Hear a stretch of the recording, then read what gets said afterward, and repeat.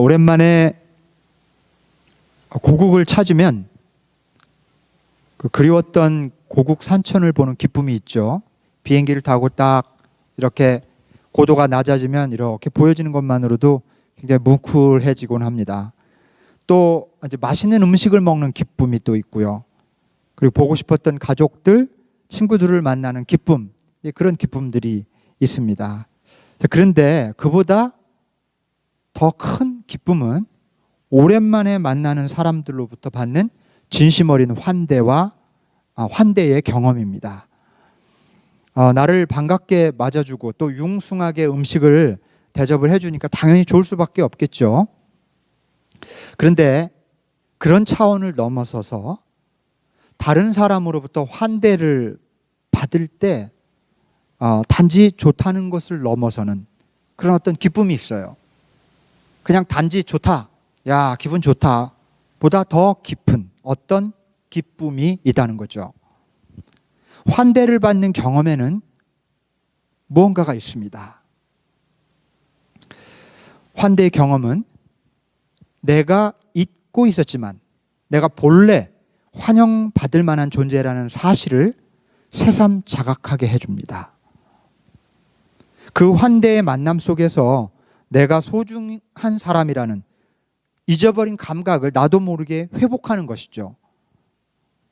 일상에서 우리가 늘 만나고 또 자주 보는 사람들보다 오랜만에 만나는 사람들을 통해서 우리는 이런 경험을 하게 되죠. 그런데 맛있는 음식도 좋고 대화도 좋지만은 참 반갑기도 하고 좋지만 환대를 받으면서 다른 사람들로부터 우리가 환대를 받으면서 우리는 무의식적으로 내가 이렇게 소중한 존재로구나 하는 것을 다시 새삼 깨닫게 되기 때문에 차원이 다른 기쁨을 경험하게 되는 것입니다. 그래서 누가 나를 융숭하게 대해주고 대접해주고 그렇게 맞아주면 기분 좋다 하는 것 그 이상의 어떤 의미가 우리 존재 안에서 발생한다고 봐야 합니다. 자, 반대로 냉대나 또는 홀대, 박대, 한국말이 참 많아요. 이런 말이 그 환대의 반대말이 참 많더라고요. 홀대, 박대, 냉대, 푸대접, 순우리 말로 푸대접이라고도 하죠. 그런 푸대접을 받고 나면은 어떻습니까? 내가 형편없는 사람이 된 것 같은 느낌을 갖게 되죠. 기분이 확 나빠지죠. 이런 경험을 하고 나면 몹시 기분이 상합니다. 내가 그렇게 형편없는 존재란 말이야? 이렇게 하면서 내 마음속에서 그런 마음이 일어나는 거죠. 그래서 우리 안에서는 거의 자동적으로 내가 그렇게 형편없는 존재가 아니야 라는 것을 증명하기 위해서 본능적으로 굉장히 많은 에너지를 쏟습니다. 불친절이나 무관심 또 냉대나 푸대접의 경험은 너는 소중한 존재도 아니고 환영받을 만한 존재도 아니야 라는 취급을 받는 경험이고 그래서 우리는 화가 나고 불쾌해지는 겁니다. 이게 바로 에너지를 막 쏟는 거예요. 화가 날 때 에너지가 굉장히 사용된다는 거 아시죠, 여러분? 에너지가 많이 사용된다고 합니다. 내 마음이 저항을 하는 거예요. 나 그런 사람 아니야. 말로 그렇게 나 그런 사람 아니야 이렇게 말하는 사람들도 있어요. 근데 그렇게 말하지 않아도 기분이 살짝 나빠서 표현을 안 한 사람도 사실은 나 그런 사람 아니야 라고 말하고 있는 거예요. 그죠? 아마도 누구나 환대를 받기도 해보고 냉대를 받는 경험도 해보셨을 겁니다. 그래서 사람이 환대를 받는 게 좋고 냉대하거나 박대하는 게 좋지 않다는 것을 다 압니다. 모두가 알아요. 그런데 한번 생각해 봅시다. 그렇다면 환대하면서 살아야 되겠구나. 환대를 받는 것도 좋고 환대를 베푸는 게 참 좋은 거구나. 그러면 환대는 가능하면 우리가 애써서 그렇게 해야 되는 어떤 바람직한 도덕적인 자세, 덕목 정도일까요? 아니면 그 이상의 중요한 어떤 의미가 있을까요? 환대는 다만 도덕적인 자세일까요? 영적인 덕목이라고도 말할 수 있을까요? 결론부터 말씀드리면 환대는 도덕의 차원을 넘어서는 영적인 차원의 자세입니다. 왜냐하면 환대는 하나님의 성품이기 때문에 그래요.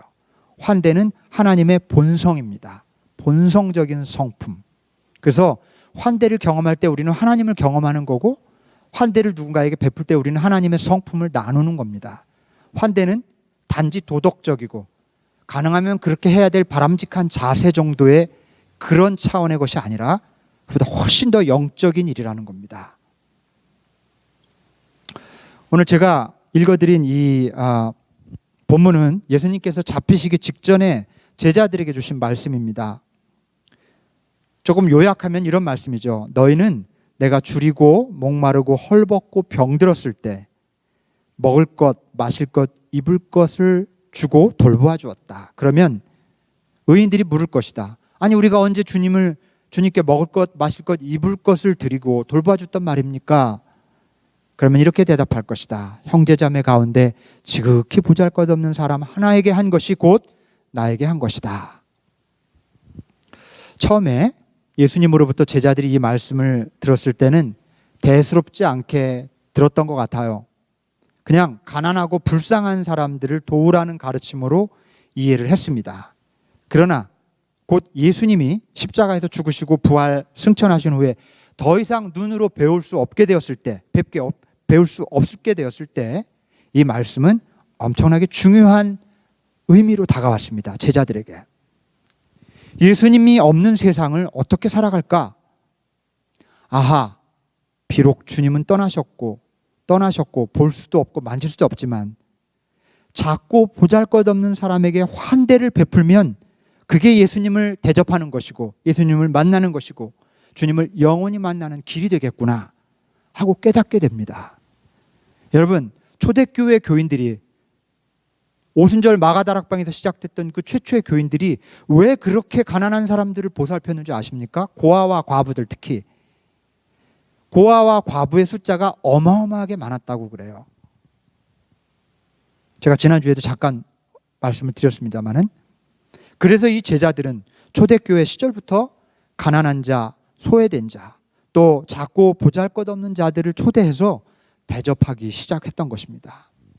그것은 단지 선행이나 자선이 아니라 예수 그리스도를 대접하려는 영적인 행위였습니다.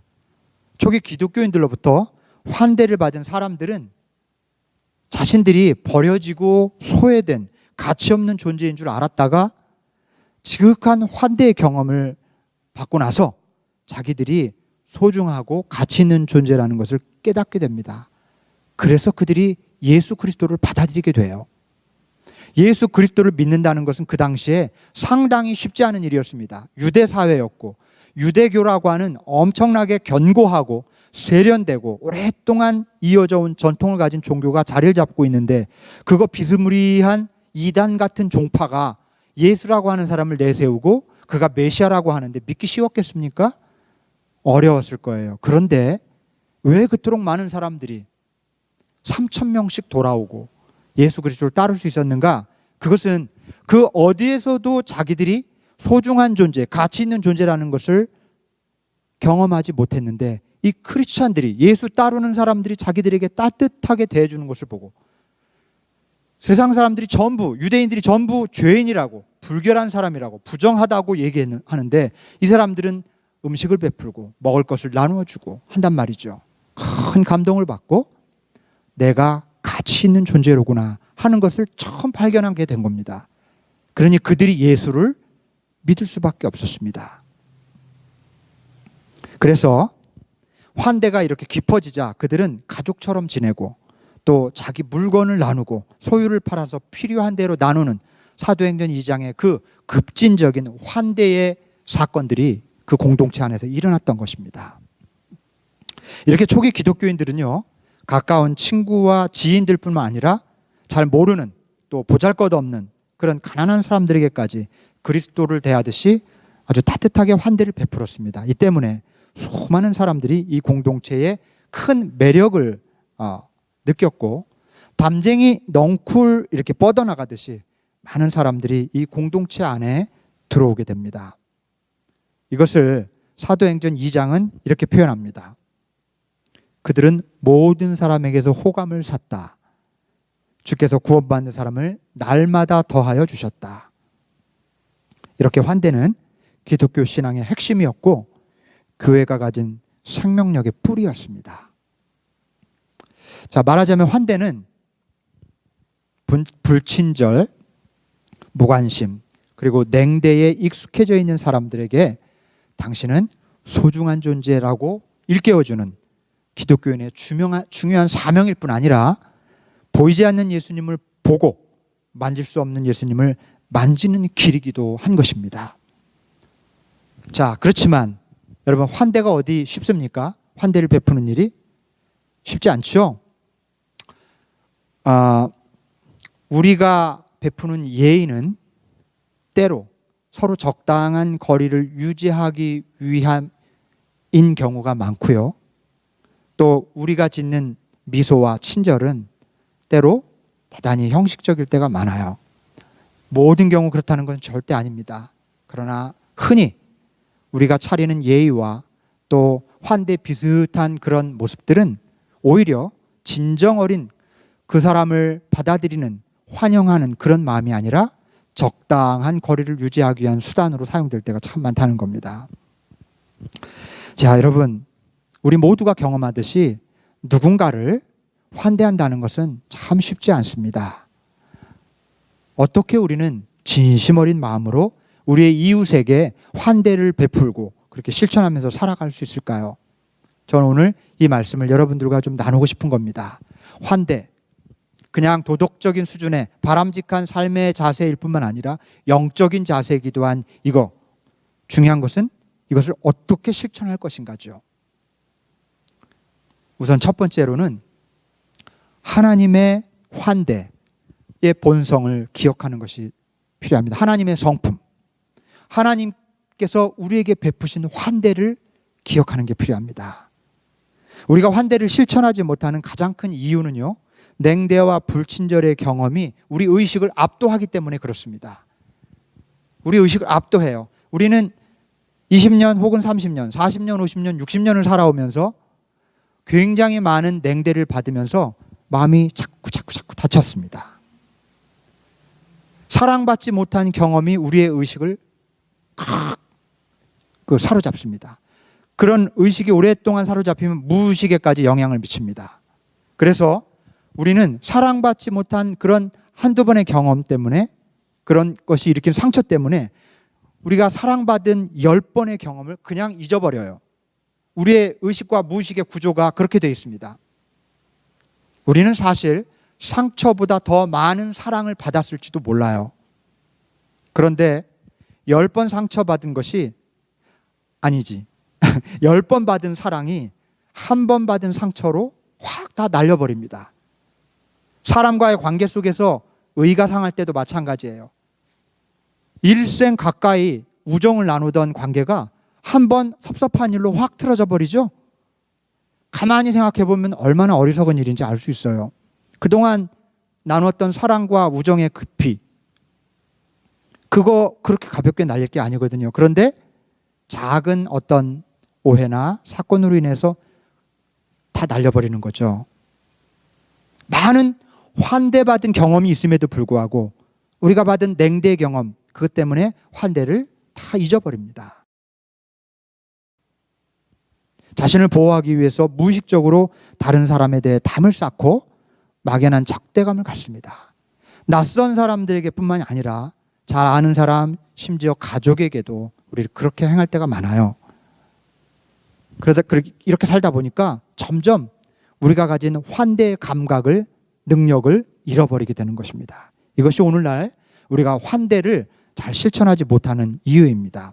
이 문제의 근원적인 해결책이 있습니다. 그것은 하나님께서 나에게, 우리에게 베푸신 엄청난 환대를 자꾸 생각해내고 깨닫고 기억하는 겁니다. 우리가 당연히 여기는 것들 중에 어떤 것도 당연한 것이 없음을 여러분 아십니까? 어떤 것도 당연하지 않습니다.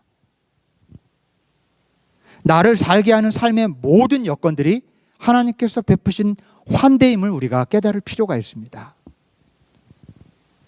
오늘 아침 동쪽에서 떠오른 태양은 당연한 게 아니에요.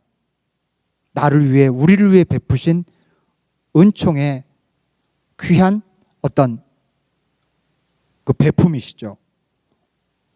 이렇게 시작해서 하루를 돌아보면 수백 가지도 찾을 수 있습니다. 하나님께서 나에게 베푸신 환대를.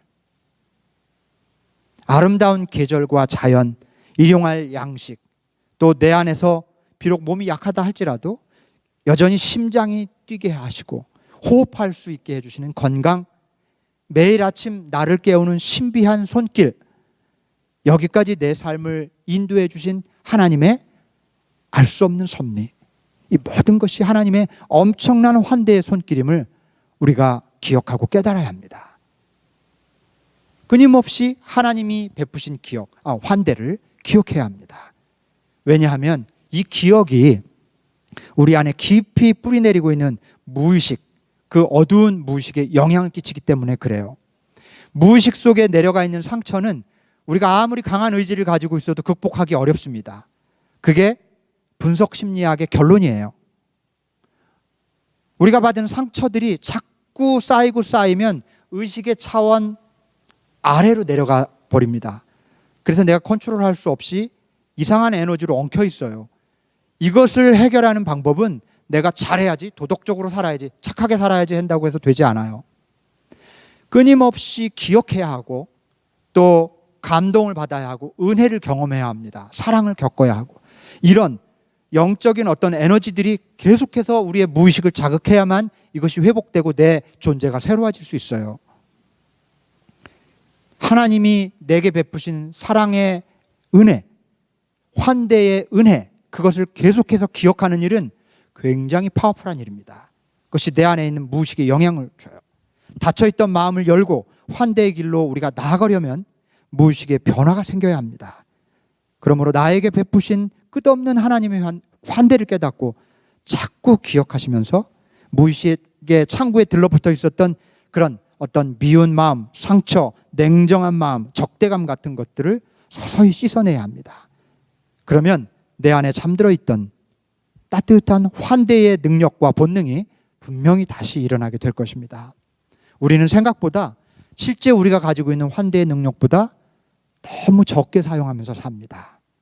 참 우리는 친절할 때보다 불친절할 때가 많습니다. 참 우리는 훨씬 더 따뜻하게 이웃과 관계를 맺을 수 있는데 너무 차갑게 또는 냉랭하게 그렇게 갈 때가 참 많다는 거죠. 그러므로 할 수 있는 대로 하나님이 내게 베푸신 환대를 기억하고 또 기억해내실 수 있기를 바랍니다. 그게 기도예요. 기도.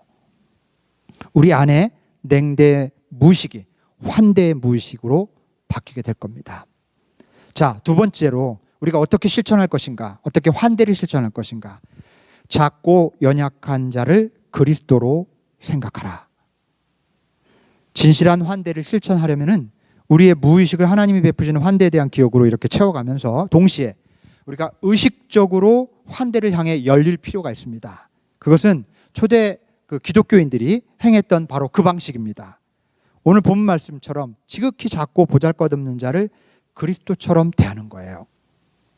이것도 역시 쉽지 않습니다. 가난하고 소외된 사람들 외에도 우리가 자주 일상에서 접하는 예의 없는 사람들, 저 사람 왜 이렇게 무례해? 또 왜 이렇게 저 사람 이기적이야? 저 사람 왜 이렇게 별나? 이런 사람들을 그리스도처럼 대하기가 쉽겠습니까? 쉽지 않아요. 칵 닫혀버리죠.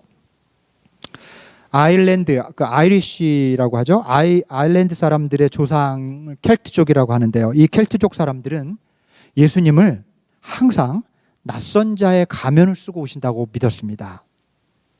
그래서 초라하고 보잘것없고 대하기 힘들고 별난 사람들을 변장한 예수라고 생각하는 풍습이 있었어요. 변장하신 예수.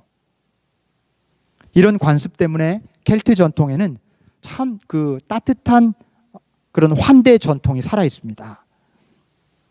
켈트 영성이라고 하는 그런 분야가 있어요. 영성 분야에. 여러분 책방에 가면 켈틱 스피리추얼리티라고 하는 그 책들이 제법 꽤 많이 요즘 쏟아져 나오고 있어요. 저는 좀 권해드리고 싶어요. 켈트인들의 영성이 얼마나 감동적이고 멋있는지 모릅니다. 켈틱 스피리추얼, 그 사람들의 예술적인 측면도 그렇고 노래도 그렇고, 이 초대 기독교인들과 켈트인들이 보잘것없는 사람을 예수 그리스도와 혼동한 게 아니에요. 그들도 이 작고 보잘것없는 사람들이 예수님이 아니라는 걸 잘 압니다. 우리가 이렇게 환대하고 베풀어도 저들이 여전히 무례하고 여전히 거칠고 여전히 고마워할 줄 모르는 사람들일지도 모른다는 것을 잘 알아요. 그들이 변해서 정말 좋은 사람으로 바뀌기 때문에 계속 그들을 예수님처럼 대하는 게 아니라는 겁니다. 그걸 잘 알고 있음에도 불구하고 진지한 믿음으로 그들 스스로 자기의 의식을 바꾸는 겁니다. 그럼에도 불구하고 저 사람이 변장한 예수라고 확실히 믿는 거예요. 분명히 믿습니다.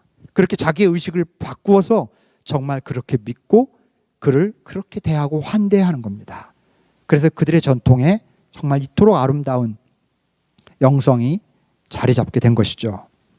보잘것없고 대하기 힘든 사람을 그리스도처럼 대하려고 했던 것은 그들이 바보라서가 아닙니다. 예수님의 말씀을 진지하게 믿고 따르려고 했던 믿음이 있었기 때문에 그렇습니다. 여러분, 오늘 우리에게 이런 믿음이 필요합니다.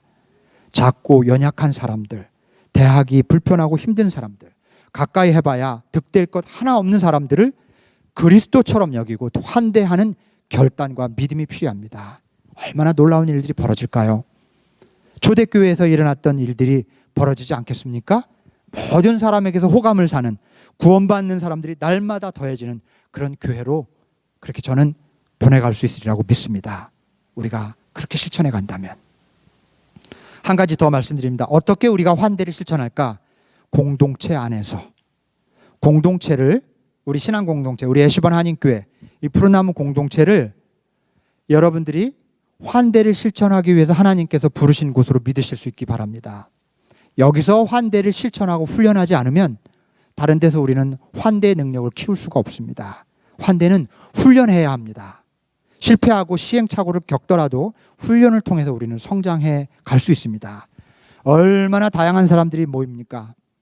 여러분, 솔직히 500명, 600명 혹은 1000명, 2000명 이렇게 큰 교회에서는요, 익명성, 어나니머스, 익명, 이름 없는 자로 교회를 다닐 수 있기 때문에 서로 간의 익명성이 그런 서로 다른 문화, 그런 갈등들을 이렇게 낮게 해줘요. 상쇄시켜 줍니다. 그런데 공동체가 작으면 사실은 조금 더 적나라하게 인간성이 드러나고 관계를 맺기가 훨씬 어렵습니다. 작은 공동체가 그래서 블레싱입니다. 큰 교회 다니시는 분들에게 무슨 제가 뭐 이렇게 나쁘게 얘기할 의도는 없습니다. 다 이유가 있으니까요. 그러나 작은 교회를 섬기는 아주 귀한 은총이 있어요. 훨씬 더 좋은 훈련을 할 수 있는 공동체라는 사실입니다. 정말 다양한 사람들이 모여요. 우리 30명, 40명 모이는데 우리 모두가 공감하듯이 얼마나 다양한 사람들이 모여 있습니까? 그죠? 참 다양해요. 이런 공동체는 환대를 훈련하고 실천할 수 있는 가장 적합한 장소입니다. 교회는요, 성숙한 사람들만 모이는 곳이 아니에요. 같은 생각을 가진 사람만 모이는 곳도 아니죠. 격이 높은 사람도 있고 격이 떨어지는 사람도 있어요.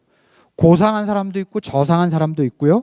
생각과 취향, 성격, 정서가 다른 가지각색의 사람들이 모이는 곳이고, 그것은 이상한 게 아니라 정상적인 현상입니다. 교회가 원래 그런 곳입니다. 이런 것을 적당히 묻어두는 것은 오히려 건강하지 않습니다. 그것이 드러나더라도 존중해 줄 수 있는 공동체, 관계로 갈 수 있다면 가장 성숙하고 바람직한 교회가 될 것입니다. 따라서 나와 다른 사람을 이해하고 마음을 열어서 환대를 실천할 수 있는 훈련의 장소로 우리가 이 공동체를 소중히 생각할 필요가 있습니다. 공동체 안에서 나와 다른 사람을 환대하는 법을 배우고 훈련하시기를 바랍니다. 나와 뜻이 맞지 않는 사람들은 제껴두고 잘 통하는 사람만 환대한다면, 그 밖의 사람들과는 적당한 거리를 두고 신앙생활을 한다고 하면 우리 환대 능력이 자라지 않습니다. 그리고 도무지 용서할 수 없는 우리에게 끊임없이 환대를 베푸시는 하나님 앞에서 어떻게 설 수 있겠습니까? 그러므로 환대가 어려울 때마다 나를 환대하시는 하나님을 기억하실 수 있기를 바랍니다. 그러면서 우리 형제자매, 우리 공동체 안에 있는 형제자매들을 환대하기 위해서 최선을 다하실 수 있기를 바랍니다. 공동체 안에서 환대를 훈련하는 또 하나의 좋은 길이 있는데요. 교회 공동체를 위해서 봉사하고 섬기는 거예요. 제가 오늘 광고 시간에 좀 몇 군데 몇 가지 사역으로 좀 여러분 도움의 손길이 필요합니다 광고를 했는데요. 그것 때문에 굳이 이 말씀을 드리는 게 아닙니다. 오늘 말씀의 맥락에서 드리는 겁니다. 사실 우리가 교회 일은요, 믿음으로 하지 않으면 교회 일처럼 재미없고 의미 없는 데가 없어요. 정말 그래요. 티도 안 나고요. 누가 알아주지도 않습니다. 정말 저는 지난 4년간 우리 교회를 이렇게 목회해 오면서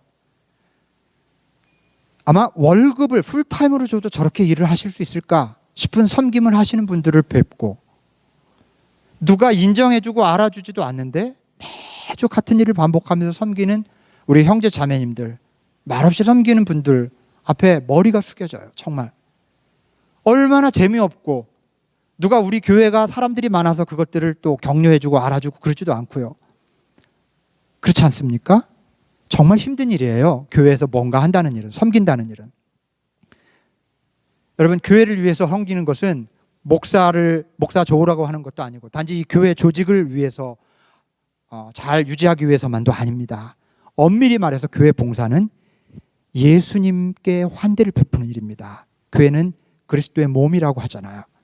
그리고 교회에 속한 형제 자매들에게 환대를 베푸는 또 하나의 길인 것입니다. 말없이 자기에게 주어진 일을 감당하는 것은 여기에 있는 형제자매 한 사람 한 사람에게 환대를 베푸는 일이기도 한 것입니다. 단순히 재능을 기부하는 일이 아니라 하나님의 마음인 환대를 베풀고 나누는 일인 것입니다. 그러므로 여러분, 그런 차원에서 교회를 위해서 섬기는 일에 여러분 인색하지 마시고 적극적으로 좀 나서주시기를 부탁드립니다. 자, 이제 말씀을 맺겠습니다. 제가 오늘 설교 서두에서 오랜만에 방문한 고국에서의 환대 경험을 나누었습니다.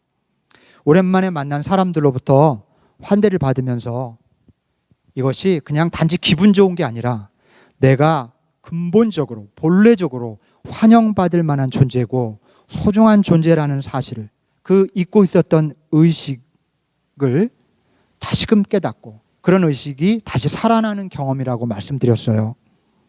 그런데 왜 우리는 이것을 꼭 오랜만에 만난 사람들을 통해서만 경험해야 합니까? 왜 우리는 오랜만에 만난 사람들에게만 반갑게 대합니까?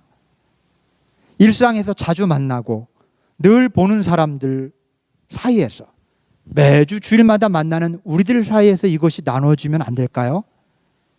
그러면 훨씬 더 좋지 않겠습니까, 여러분? 여러분, 우리가 매주 만나게 하는 것은 내가 일요일 날 교회 1시 반에 나와서가 아니에요. 하나님께서 우리를 이 자리에 데려다 주셨기 때문입니다. 그렇다면 또 하나님이 데려다 주신 그 사람을 환대해야 되겠죠.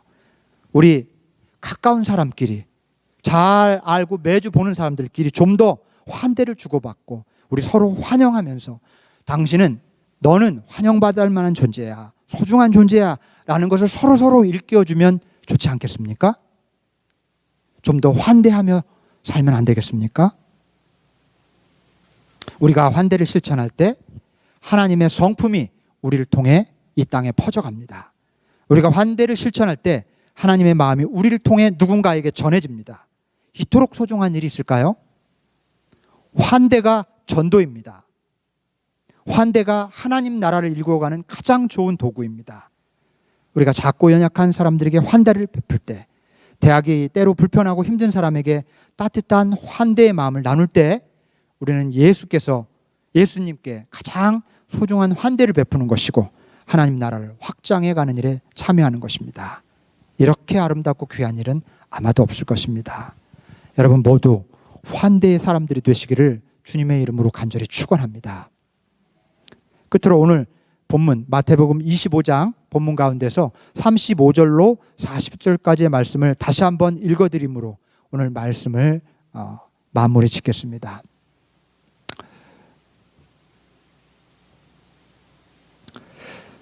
너희는 내가 줄일 때에 내게 먹을 것을 주었고 목마를 때에 마실 것을 주었으며 나그네로 있을 때에 영접하였고 헐벗을 때에 입을 것을 주었고 병들어 있을 때 돌보아 주었고 감옥에 갇혀 있을 때 찾아주었다 할 것이다. 그때 의인들은 그에게 대답하기를 주님 우리가 언제 주님께서 줄이신 것을 보고 잡수실 것을 드리고 목마르신 것을 보고 마실 것을 드리고 나그네 되신 것을 보고 영접하고 헐벗으신 것을 보고 입을 것을 드리고 언제 병드시거나 감옥에 갇히신 것을 보고 찾아갔습니까? 하고 말할 것이다. 임금이 그들에게 말하기를 내가 진정으로 너희에게 말한다. 너희가 여기 내 형제 자매 가운데 지극히 보잘것없는 사람 하나에게 한 것이 곧 나에게 한 것이다 할 것이다. 아멘. 기도하겠습니다.